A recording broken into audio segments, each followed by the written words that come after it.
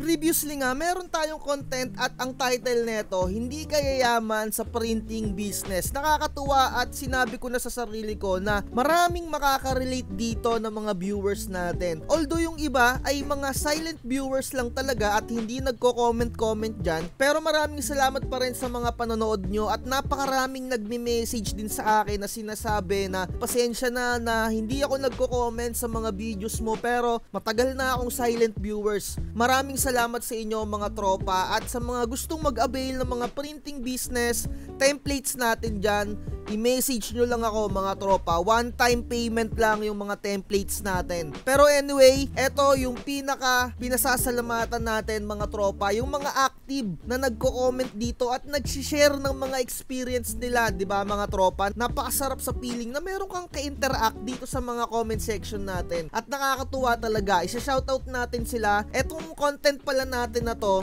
ay tungkol lang muna to sa mga basa-basa comment at sa mga experience ng mga viewers natin sa kanilang side hustle or sa kanilang mga experience tungkol dito sa ating printing business. Unang-una nating isa-shoutout etong si Glenn. Sabi niya dito, tama ka idol, dami ko natutunan din sa'yo.